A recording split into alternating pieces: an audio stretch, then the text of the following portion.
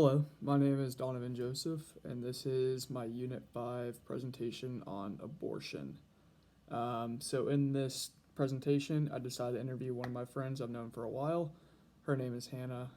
She's very strong suited, very opinionated, has a great viewpoint. Really glad I interviewed her because she has, like I said, a strong view on what she wants and she knows what she's saying. Um, when it comes to like abortion and what my stance was, I personally don't really have a dog in the fight because it doesn't really not necessarily affect me because I'm not a woman. So I feel like with this is something that a lot more men should stay out of the way of and just let women dictate this one. This is their argument. This is their body. Men, we contribute to it at one point by providing the baby, but what happens after that, that is strictly up to the woman. I feel like. So I guess in this, that sounds like it's more up to the pro-choice side is what I kind of range between, but I also see sides of the pro-life side, just because I come from a religious background of Catholic. I don't know. I kind of see both sides. So like I said, I don't really have a dog in the fight. I just think that more men should stay out of this one, and like I said, let women kind of dictate this one. So I was able to ask her. I asked her 7 questions on what, her stance was on abortion. So the first question I asked her said, "What is your stance on abortion?" She said that she is pro-choice. And I said, "Okay, why are you pro-choice?" She said she believes that it's a basic human right to decide what you do with your body. She says that the lawmakers and other people should not tell you what you can and cannot do. I said, okay. She said it comes down just to an ethical standpoint. It's an ethical right. She doesn't think that we should be able to say civil rights and take away from that because, you can do many things with your body. She says that having a baby or having an abortion should not be one of those things we could dictate. So that was the first answer. So I learned that she was pro-choice. I had a feeling that she was, but I wasn't 100% sure because she's also very much like me and comes from a religious background, but she's a lot more outspoken, like I said. The second question I asked said, "Do you draw your stance from more of an ethically or morally?" She said ethically. She stated that she would personally not get an abortion because she doesn't believe that that is the right thing to do. But again, she believes that what she will not do should not be the same as for women. She said that the women should be entitled to their own body and their own right. Just because she wasn't getting one doesn't mean that somebody else shouldn't have that opportunity. So she kind of has a viewpoint on both sides, but she's ultimately just there for the women should have the ultimate choice in what they do with their own body. So I thought that was a great answer. Like I said, they should be entitled to their own desire, their own right, 100%. You're entitled to do whatever you need to do. The third question I asked her, I said, "Does your culture or religious beliefs play play any factor in your stance?" She said yes. She believes her religion plays a part in the morals of her stance. The morals of that she's Catholic, she would not personally have an abortion just because she said that God created you have children up to a certain point. With this one, I kind of asked her a little further question. I said, "What do you consider a late point to get an abortion?" I said, "Do you consider like the first trimester is too early or too late, or do you consider it late?" She said that early term abortion in the first trimester is what she's on board for. She says if it's within the first trimester, absolutely you should be able to. However, her morals and everything else in her religion kind of kick in after the first trimester. She believes that after it's not okay because it's a human life at that point. So, and I think that's where a lot of the pro-choice side comes from is they believe within the first trimester, absolutely. And then after the first trimester, you shouldn't be able to because at that point it's considered human life. So I think that's where this really gets a little fishy, and that's what she agrees. So it was a great answer on that.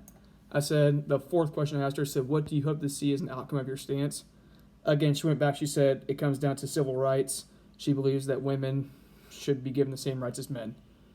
And I said, absolutely. So that's where it comes down to, men can do what they want with their body. They can do all this stuff, vasectomies, all that, which she didn't really give a good example. That's just me throwing something out there.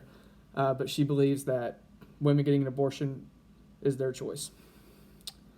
And then relating it back to males and kind of like how the male gets involved, I said, should the male be financially responsible for the procedure?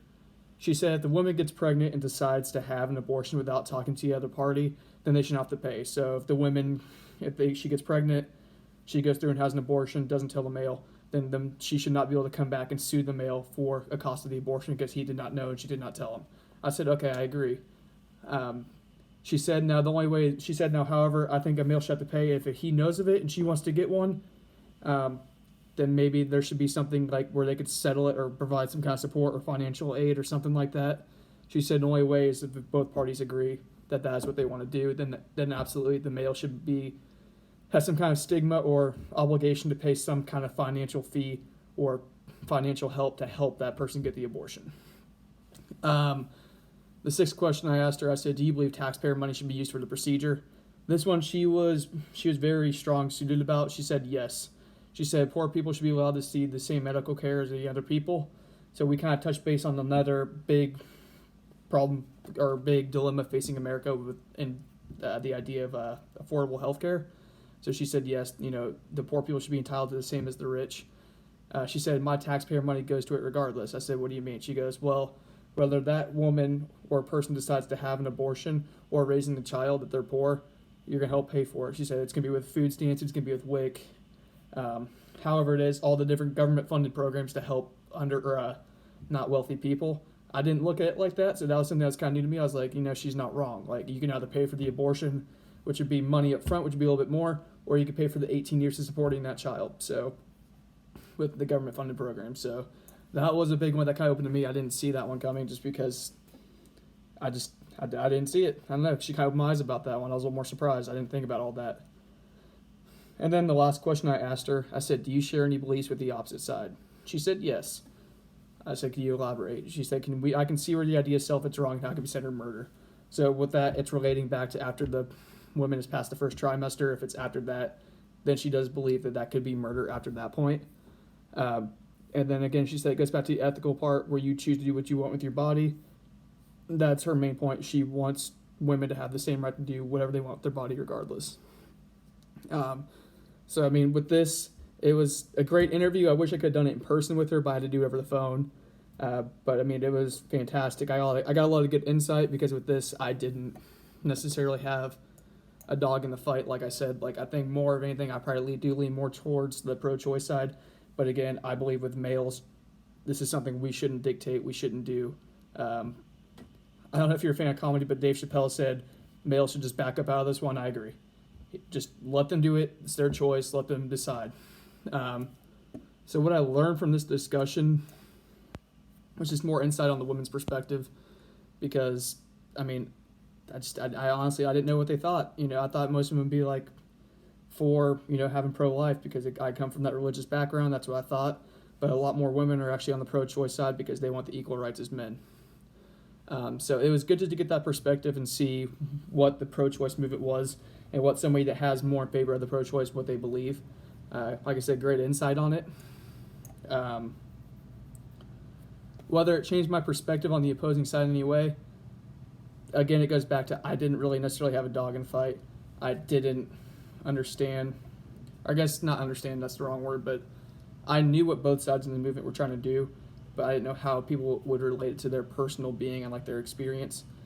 I just thought it was great that I was informed on this idea of what it was like, or not what it was like, but what the challenges and what the other sides face. I wish I could have broken this up and done another interview with somebody that was a pro-life just to see what they thought. But it seems that a lot more people I know are actually more pro-choice. I feel like that is more of the stronger favored side in this case from the friends I know and the people I know. But overall, it was very eye-opening for me just because abortion, like I said, it's never really affected me. I've never had to do anything with it. I see it all the time as a hot ethical debate, especially during the primaries and stuff going on right now, or not the primaries, but the Democratic and Republican debates.